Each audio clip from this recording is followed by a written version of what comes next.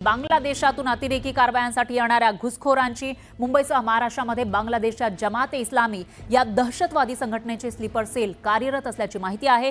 केंद्रीय गुप्तचर यंत्रणांनी ही माहिती दिली आहे। तर राज्यातील 20 जिल्ह्यांमध्ये हे स्लीपर सेल कार्यरत असल्याचं कळतंय आणि केंद्रीय गुप्तचर खात्याने दिलेल्या या माहितीनंतर राज्य गुप्तचर यंत्रणा आणि पोलीस सतर्क झालेत। या बांगलादेशी स्लीपर सेलमधील घुसखोरांची शोध मोहीम सुरू करण्यात आली आहे। जवळपास 20 जिल्ह्यांमध्ये बनावट जन्म प्रमाणपत्र दाखले वितरित झाले असल्याचाही अंदाज आहे।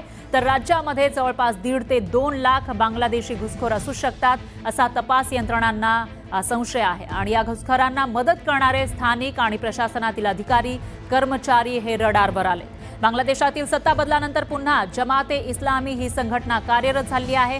राज्यामध्ये अनेक ठिकाणी महत्त्वाचे पुरावे तपास यंत्रणांच्या हाती याविषयी लागलेले आहेत। तर स्थानिकांचाही बनावट कागदपत्र बनवण्यामध्ये सहभाग आहे आणि त्या आधारेच बनावट आधार आणि रहिवास त्याचबरोबर पॅन कार्ड पुरावा अशी कागदपत्र काढल्याचं समोर आलंय।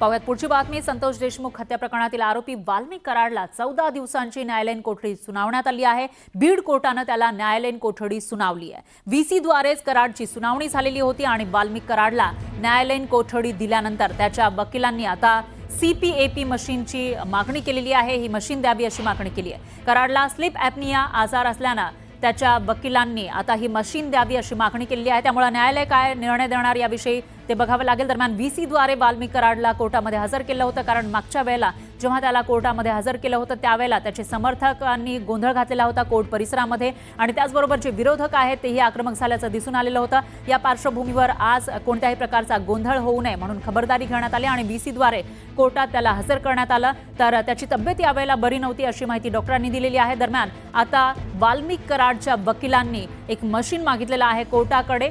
त्याला 14 दिवसांची न्यायालयीन कोठडी दिलेली आहे आणि त्यानंतर आता त्याला एक मशीन द्यावी अशी मागणी या ठिकाणी कराडच्या वकिलांनी केली आहे। दरम्यान बीड कोर्टानं न्यायालयीन कोठडी सुनावलेली आहे। तर कराडला स्लीप ॲपनिया हा आजार असल्याचा दावा त्याच्या वकिलांनी केला आहे आणि त्याच्यानंतर ही मशीन मागितलेली आहे। त्यामुळे आता ही मशीन दिली जाणार का ते बघावं लागेल। मात्र वाल्मिक कराडवर आतापर्यंत गंभीर स्वरूपाचे आरोप करण्यात आले आहेत। मोका अंतर्गत कारवाई त्याच्यावर करण्यात आली आहे, गुन्हा दाखल झालेला आहे आणि त्याच प्रकरणांमध्ये तो सध्या जेलमध्ये आहे। न्यायालयीन कोठडी त्याला 14 दिवसांची सुनावण्यात आली आहे। सरपंच देशमुख यांची हत्या अतिशय निर्गुणपणे झालेली आहे आणि त्यामुळे अतिशय दुर्दैवी घटना घडली। त्यामुळे जे कराड असतील, वाल्मिक आणि आणखी कोणी असतील, कोणी एकही त्याच्यातून सुटणार नाही। यांना अशा प्रकारची निर्गुण हत्येला फाशीशिवाय दुसरी सजा नाही।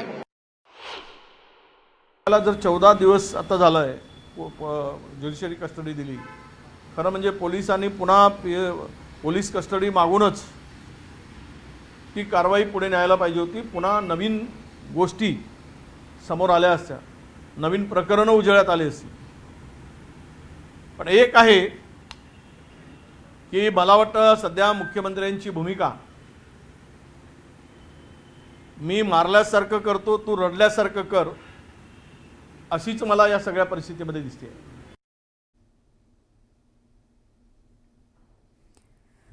तर इथं विजय वडेट्टीवार यांनी संशय व्यक्त केला आहे ज्या पद्धतीने आतापर्यंत कारवाई करण्यात आली आहे त्यावरून मी मारल्यासारखं करतो तू रडल्यासारखं कर अशी काहीशी भूमिका असल्याचा संशय या ठिकाणी विजय वडेट्टीवार यांनी वर्तवलेला आहे। दरम्यान सीपीएपी मशीन नेमकी काय असते ते आपण या ठिकाणी बघत आहोत। सीपीएपी मशीन वापरण्याची परवानगी डॉक्टर हे देत असतात काही आजार असल्यानंतर, त्यामुळे वाल्मिक कराडला हे मशीन दिलं जाणार का हा सवाल आहे। दरम्यान आणखी एक मोठी बातमी समोर येते राजकीय वर्तुळातून। ही मोठी बातमी आहे राष्ट्रवादीचे सर्वेसर्वा शरद पवार आणि उद्धव ठाकरे हे केंद्रात लवकरच भाजपसोबत जाताना दिसतील असा मोठा दावा बच्चू कडूंनी केलाय। बच्चू कडूंनी केलेल्या या दाव्यामुळे खळबळ माजली आहे। तर देशामध्ये जी काही मोठी राजकीय उलथापालथ होणार आहे ती शरद पवार आणि उद्धव ठाकरे यांच्याबाबत आहे असं सुद्धा बच्चू कडू म्हणाले।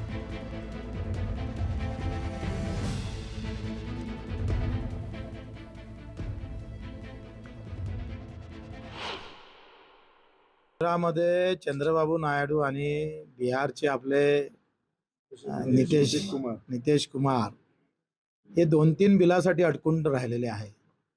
त्या 2-3 बिलावर कदाचित पवार साहेबांचीच राष्ट्रवादी आणि उद्धव साहेबांची शिवसेना कदाचित वरच्या केंद्रात गरज पडणार आहे.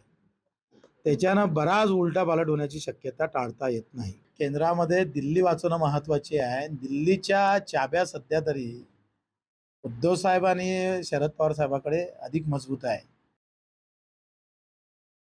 बच्चू कडून स्वतःविषयी बोलावं, स्वतःविषयी बोलावं, त्यांच्या राजकारणाविषयी बोलावं. पवार साहेब कुठे, उद्धव ठाकरे साहेब कुठे, जरा लेवलला बोललं पाहिजे सगळ्यांनी. यानंतर बुलेटिनमध्ये तर ही महत्त्वाच्या बातम्या पाहणार आहोत, मात्र त्याआधी थांबूयात एका छोट्याशा ब्रेकसाठी.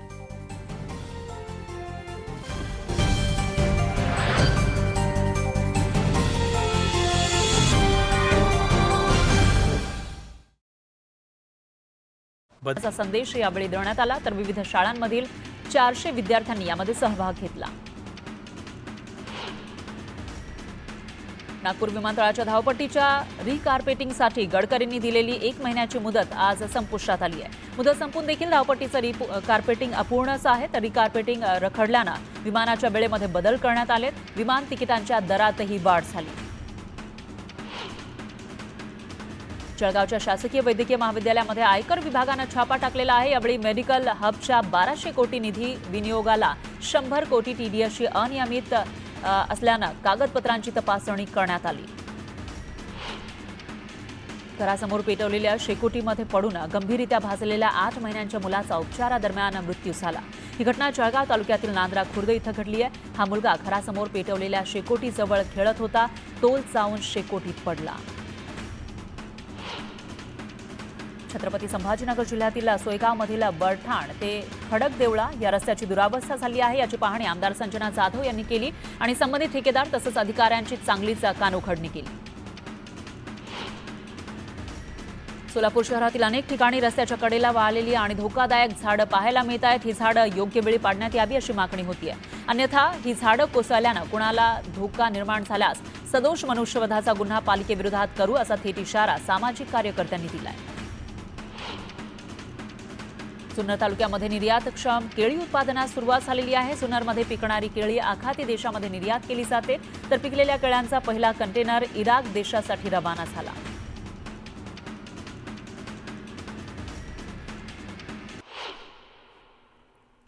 जळगावच्या शिरसोली इथं झेंडूच्या फुलांवर मर रोगाचा प्रादुर्भाव झालाय. त्यामुळे शेतकऱ्यांचं मोठं आर्थिक नुकसान होत आहे.